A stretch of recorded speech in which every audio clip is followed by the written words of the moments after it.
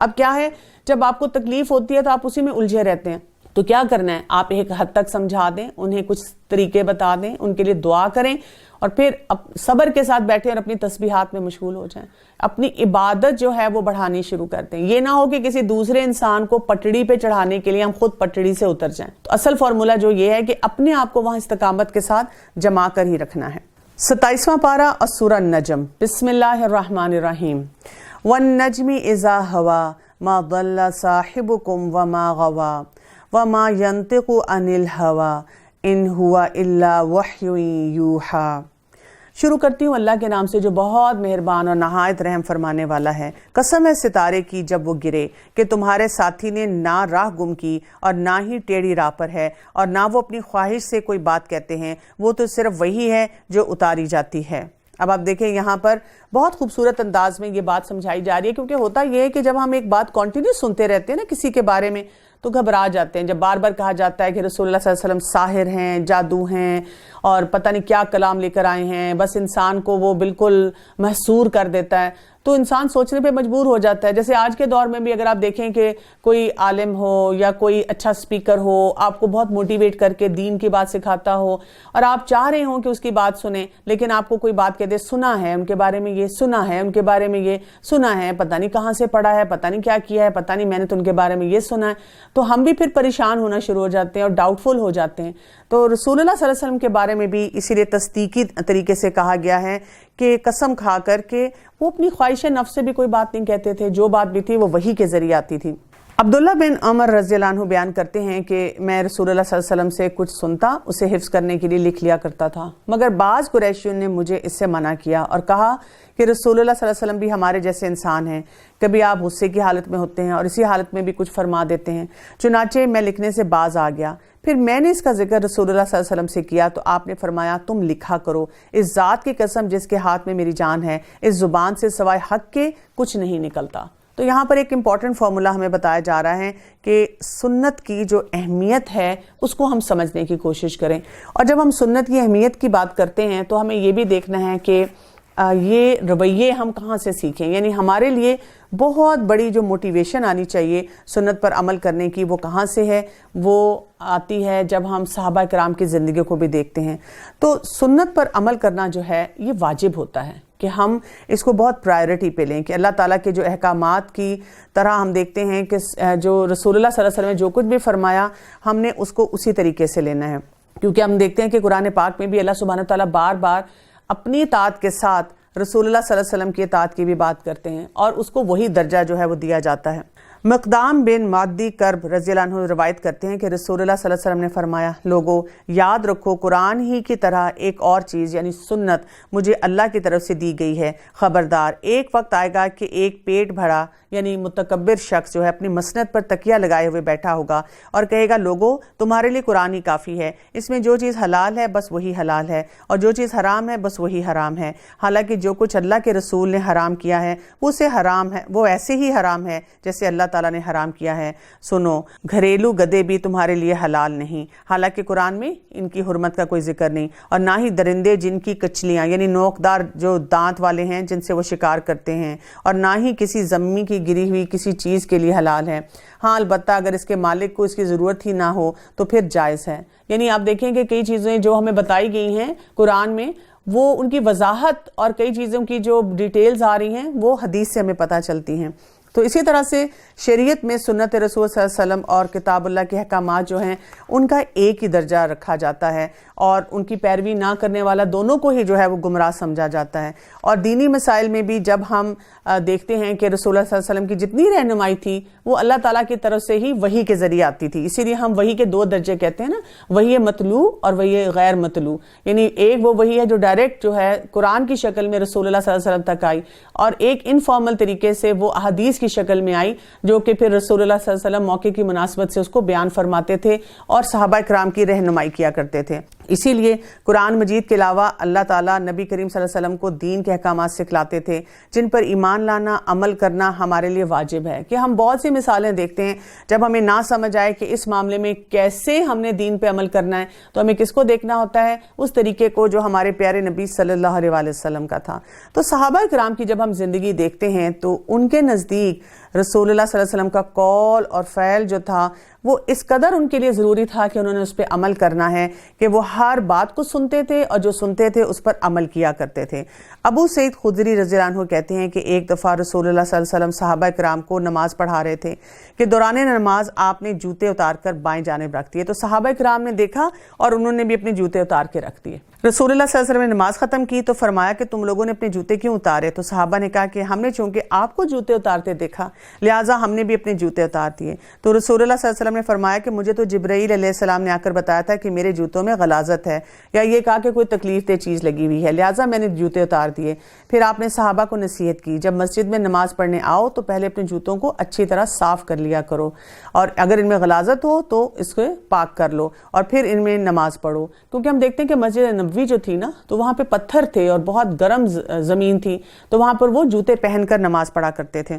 اسی طرح ایک اور حدیث میں آتا ہے کہ عبداللہ بن عمر رضی اللہ عنہ نے بانسری کی آواز سنی تو اپنی دونوں انگلیاں کانوں میں ٹھونس لیں اور راستے کی دوسری سمت کافی دور نکل گئے اور مجھ سے پوچھا اے نافع کیا کچھ سن رہے ہو؟ میں نے عرض کیا نہیں۔ تب انہوں نے اپنی انگلیاں کانوں سے نکالیاں، فرمایا میں رسول اللہ صلی اللہ علیہ وسلم کے ساتھ تھا، رسول اللہ صلی اللہ علیہ وسلم نے بانسری کی آواز سنی اور ایسے ہی کیا، یعنی انہوں نے وہ طریقہ اپنایا جو کہ رسول اللہ صلی اللہ علیہ وسلم نے کیا تھا۔ تو یہاں پہ ہم دیکھتے ہیں کہ بہت سی اور مثالیں بھی ہمیں ملتی ہیں جہاں پہ ہم دیکھتے ہیں کہ جو صحابہ کرام تھے ان کا طریقہ کیا تھا، جیسے ہمارے پیارے نبی صلی اللہ علیہ وسلم نے کیا انہوں نے فوراً اسی کو اختیار کیا۔ تو یہاں سے جب ہم یہ طریقہ سوچیں تو پھر ہمارے اندر یہ کانفیڈنس بھی آتا ہے نا احادیث پہ عمل کرنے کا، رسول اللہ صلی اللہ علیہ وسلم کی زندگی کے مطابق جو ہے زندگی گزارنے کا۔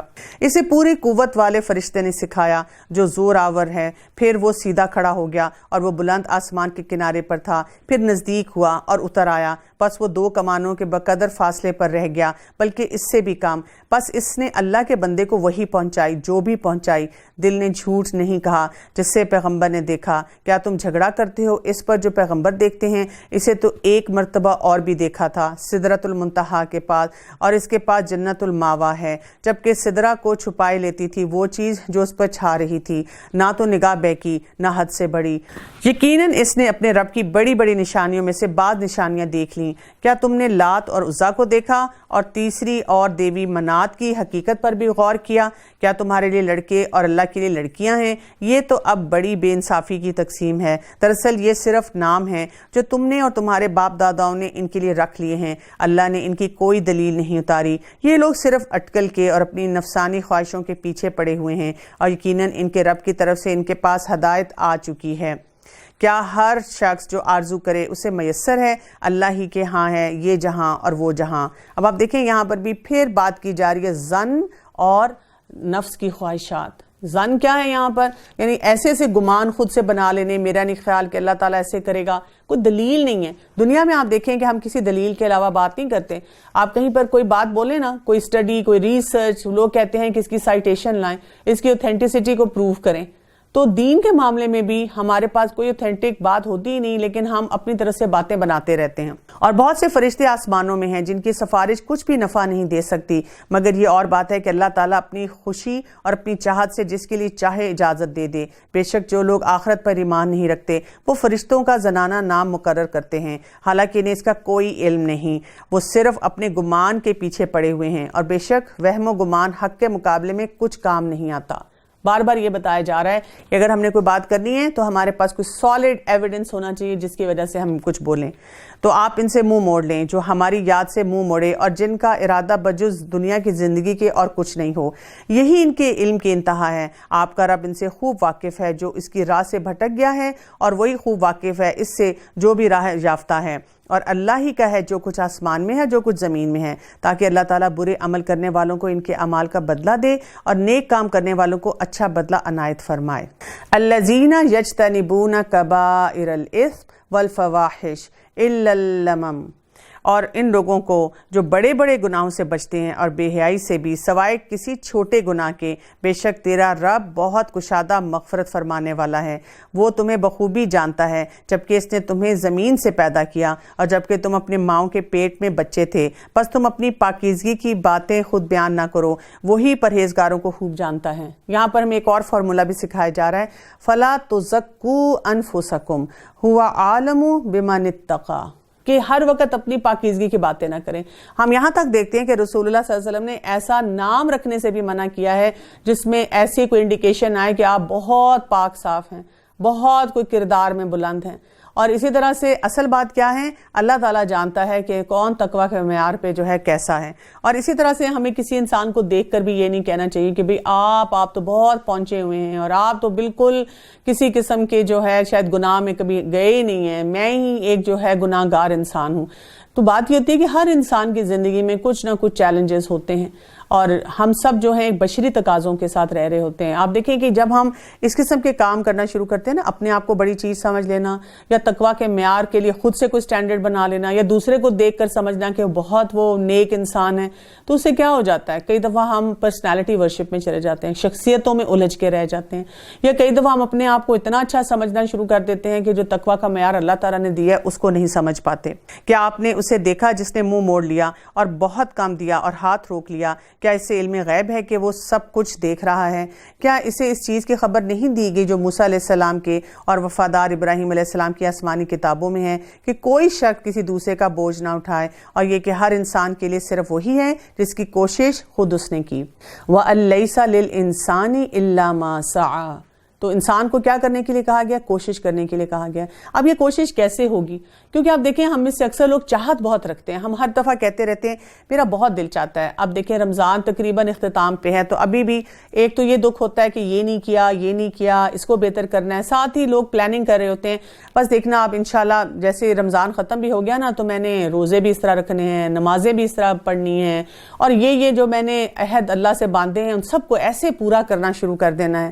لیکن اس میں ہوتا کیا ہے, ہم وہاں پر جب وہ ماہ و سال آگے بڑھنا شروع ہوتے ہیں تو پھر ہمیں بس وہ رمضان کی یادیں رہ جاتی ہیں کہ میں کتنا قرآن پڑھتی تھی اور میں کیسے تہجد بھی پڑھتی تھی اور میں کیسے قیام اللیل کرتی تھی اور کتنی تسبیحات پڑھ لیتی تھی, اب نہیں کیا جا رہا مجھ سے. یا میں نے وعدے تو بہت کیے, ہر سال میں اپنے آپ سے وعدے کرتی ہوں کہ میں نے یہ کرنا ہے, میں نے وہ کرنا ہے, وہ میں کر نہیں پاتی.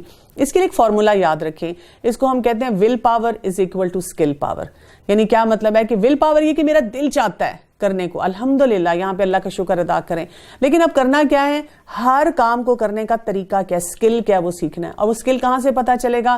آپ کو ڈیپ ڈائیور بننا پڑے گا کہ آپ رسول اللہ صلی اللہ علیہ وسلم کی سیرت کا مطالعہ بہت زیادہ کریں, احادیث کو پڑھیں, قرآن کی آیات کو بار بار جو ہے ان کو ڈیپلی پڑھیں, بہت زیادہ ان پہ غور و فکر کریں کہ یہ میں نے سیکھنا ہے نا, تو اس میں یہاں پہ مجھے کیا کیا فارمولا مل رہے ہیں, کیسے کیسے میں نے ان کو اپلائی کرنا ہے. تو جتنے آپ اپنے سکلز پہ کام کرتے چلے جاتے ہیں, اس کو کام کو کرنے کے طریقے جو ہیں ان کو بہتر طور پہ اپلائی کرتے چلے جاتے ہیں, تو کیا ہو جاتا ہے کہ وہ جو عبادت ہے اس کی وہ لذت حاصل ہو جاتی ہے. اور یہاں سے اسی لیے یہ کہا گیا ہے کہ ہمیں اپنی کمفرٹ زون سے نکلنا پڑے گا. اور اگر ہم یہ فارمولا اپنی زندگی میں اپلائی کر لینا کہ میں نے ہر گھنٹے میں 2 سے 3 بار کچھ ایسا کام کرنا ہے, چھوٹا سا ہو سکتا ہے, جو اللہ کی رضا کا ہے, تو ہم اپنی کمفرٹ زون سے نکلیں گے, کریج زون میں آئیں گے, اور یہ جو کوشش کرنی ہے نا انسان نے خود یہ ہوتی چلی جائے گی نا. اگر آپ نے ایک ہی گھنٹے میں یا تو اپنے سسرال کا دکھ منا لیا, کسی باس کا دکھ منا لیا, بچے کا دکھ منا لیا, یا آپ نے سوچا کہ میں کچھ تسبیحات ہی پڑھ لوں, میں اللہ کو یاد کر لوں, اور جیسے ہی آپ نے اپنے رب کو یاد کرنے کے لیے کوشش کی تو یہ کوشش جو ہے یہ آپ کی صحیح ڈائریکشن میں چلی جاتی ہے. اور یہ کہ بے شک اس کی کوشش عنقریب دیکھی جائے گی, پھر اسے پورا بدلہ دیا جائے گا, اور یہ کہ آپ کے رب ہی کی طرف سے پہنچنا ہے, اور یہ کہ وہی ہنساتا ہے اور وہی رلاتا ہے, اور یہ کہ وہی مارتا ہے اور وہی زندگی دیتا ہے, اور اسی نے جوڑا یعنی نر و مادہ پیدا کیا, اور نطفہ سے جب وہ ٹپکایا جاتا ہے, اور یہ کہ اسی کے ذمہ دوبارہ پیدا کرنا ہے, اور یہ کہ وہی مالدار بناتا ہے اور سرمایہ دیتا ہے, اور یہ کہ وہی شعرا یعنی ستاروں کا رب ہے, اور یہ کہ اس نے عاد اول کو ہلاک کیا ہے اور سمود کو بھی, جن میں سے ایک کو بھی باقی نہ رکھا, اور اس سے پہلے قوم نوح کو, یقیناً وہ بڑے ظالم اور سرکش تھے, اور الٹی ہوئی بستیوں کو بھی اس نے الٹا دیا. فَبِأَيِّ آلَاءِ رَبِّكَ تَتَمَارَىٰ.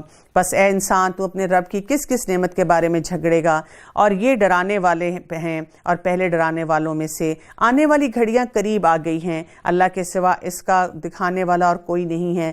بس کیا تم اس بات سے تعجب کرتے ہو اور ہنس رہے ہو اور روتے نہیں ہو, بلکہ تم کھیل رہے ہو. اپنے رب کے سامنے سجدہ کرو اور اسی کی عبادت کرو. یہاں پہ آپ دیکھیں کہ ہمیں آیت نمبر 59 اور 60 میں بڑا امپورٹنٹ فارمولا دیا جا رہا ہے. آفَمِنْ هَٰذَا الْحَدِيثِ تَعْجَبُونَ وَتَضْحَكُونَ وَلَا تَبْكُونَ. تو ہمیں یہاں پر ایک حقیقت بتائی جا رہی ہے کہ اصل بات یہ ہے کہ دنیا میں رہتے ہوئے جو کام کرنے کی ضرورت ہے وہ کیا ہے کہ ایک سیریس آؤٹ لک ہو.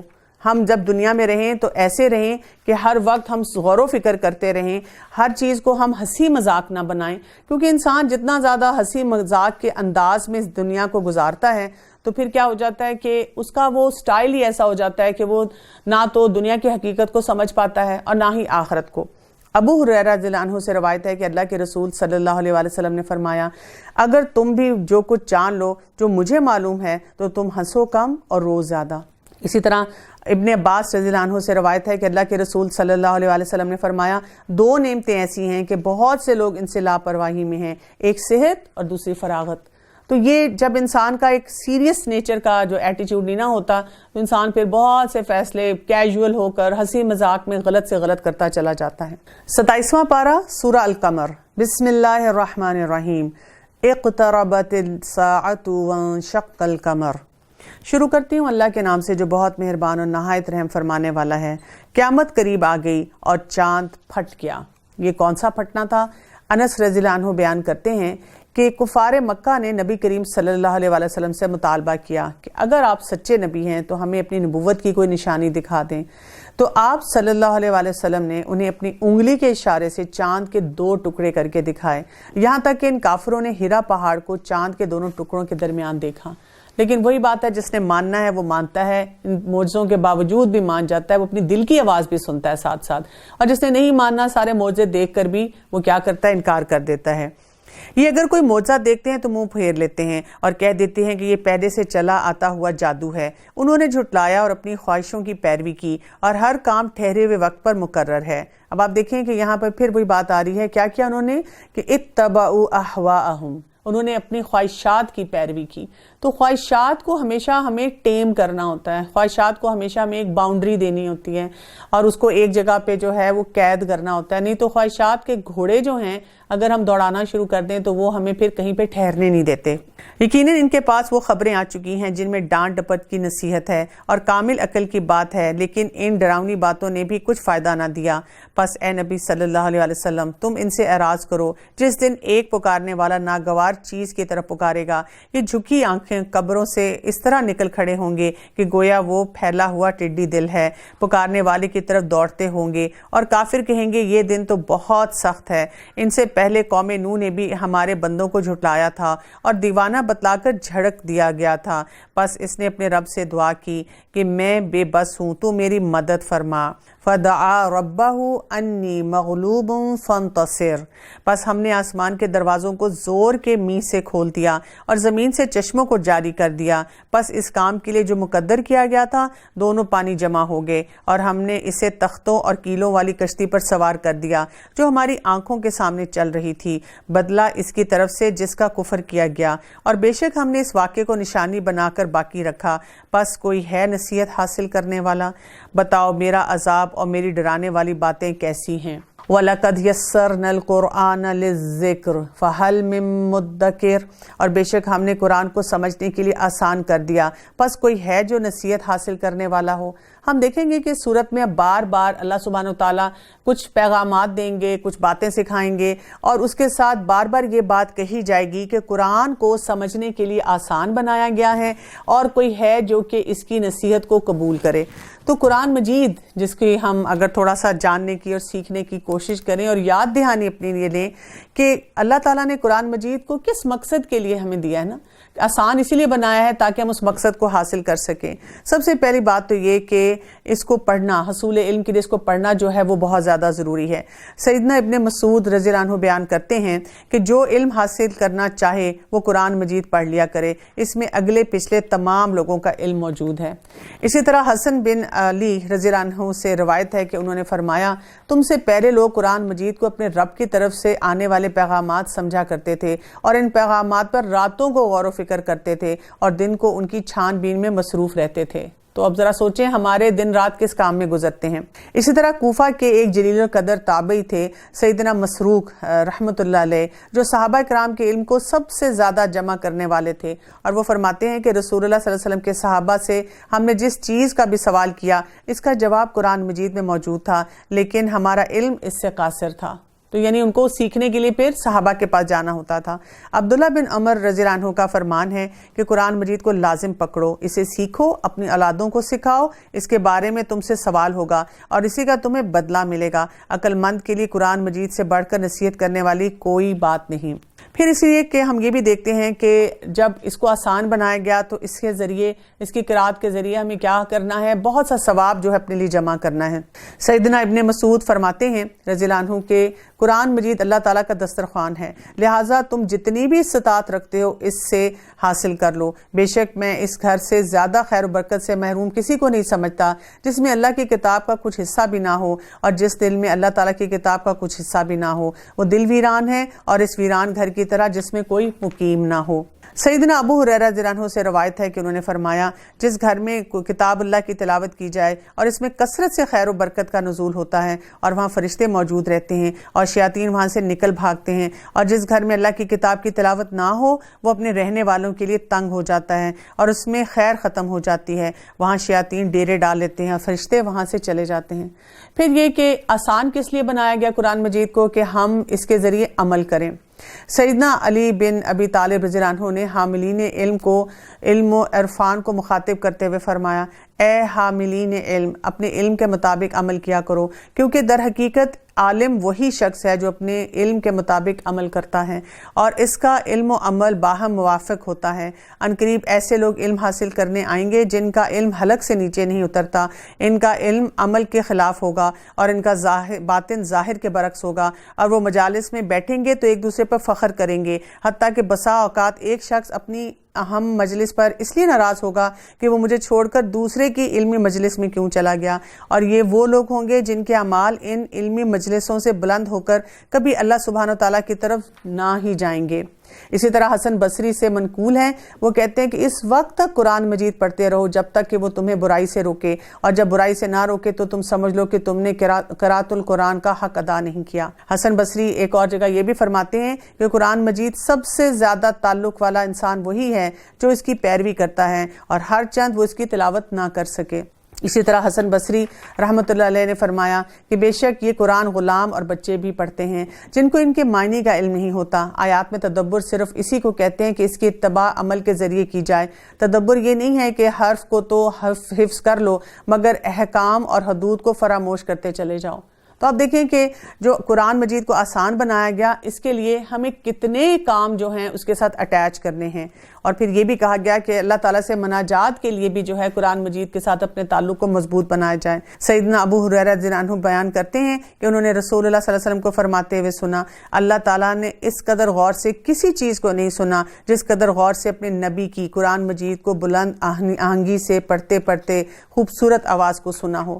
تو خوبصورتی کے ساتھ اس کو پڑھنا، اور پھر وہی بات ہے کہ اس کے اوپر غور و فکر کرنا۔ امام ابن القیم رحمۃ اللہ علیہ فرماتے ہیں کہ سلف صالحین کی عادت مبارک یہ تھی کہ ان میں کوئی شخص ایک آیت پڑھتا تو اسی آیت کو بار بار پڑھتے ہوئے وہ صبح کر دیتا۔ تو یہاں پر ہمیں یہ سمجھ آئے کہ قرآن مجید تو بہت آسان ہے، صرف ہمیں اس کو پڑھنے کے لیے جو ہے اپنے آپ کو اس طرح سے پریپیئر کرنا ہے۔ قوم سمود نے ڈرانے والوں کو جھٹلایا، بس کیسا ہوا میرا عذاب اور میری ڈرانے والی باتیں۔ ہم نے ان پر تیز و تند مسلسل چلنے والی ہوا ایک پہم منحوس دن میں بھیج دی جو لوگوں کو اٹھا اٹھا کر دے پٹکتی تھی، گویا کہ وہ جڑ سے کٹے ہوئے کھجور کے تنے ہیں۔ بس کیسی رہی میری سزا اور میرا ڈرانا۔ فَكَيْفَ كَانَ عَذَابِي وَنُذِرِ وَلَقَدْ يَسَّرْنَا الْقُرْآنَ لِلذِّكْرِ فَهَلْ مِن مُدَّكِرٍ، یقیناً ہم نے قرآن کو نصیحت کے لیے آسان کر دیا، بس کوئی نصیحت حاصل کرنے والا۔ قوم سمود نے ڈرانے والوں کو بلایا اور کہنے لگے کہ کیا ہم میں سے ایک شخص کی ہم فرما برداری کرنے لگیں، تب تو ہم یقیناً غلطی اور دیوانگی میں پڑے ہوئے ہوں گے۔ کیا ہمارے سب کے درمیان صرف اسی پر وحی اتاری گئی؟ نہیں، بلکہ وہ جھوٹا شیخی خور ہے۔ اب سب جان لیں گے کہ کل کے کون جھوٹا اور شیخی خور تھا۔ بے شک ہم ان کی آزمائش کے لیے اونٹنی بھیجیں گے، پس تو ان کا منتظر رہ اور صبر کر۔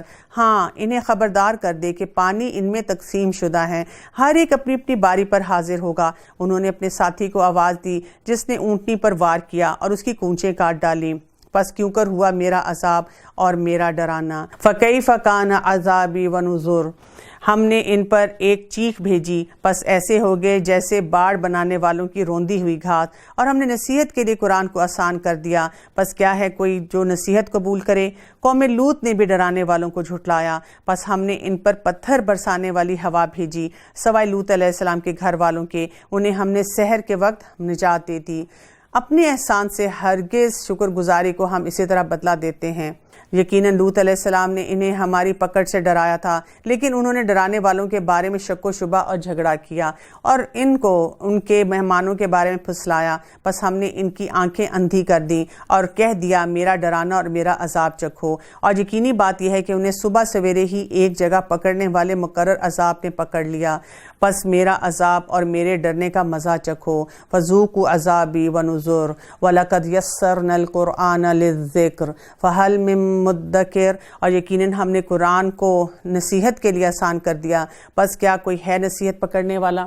ہر دور میں ہم دیکھتے ہیں کہ اللہ تعالیٰ کی طرف سے جو بھی اعلامی پیغامات آئے، انبیاء آئے، جو کچھ انہوں نے سکھایا، کس نے نصیحت حاصل کی. اور اس وقت اس دور میں رہتے ہوئے جب ہمارے سامنے یہ ساری مثالیں ہیں تو کیا ان مثالوں سے سیکھ کر اور قرآن کے اس کنیکشن سے سمجھ کر کیا ہم اپنی زندگی میں اس فارمولے کو اپلائی کر پا رہے ہیں؟ اور فرعونیوں کے پاس بھی ڈرانے والے آئے، انہوں نے ہماری تمام نشانیاں جھٹلائیں، بس ہم نے بڑے غالب قوی پکڑنے والے کی طرح پکڑ لیا.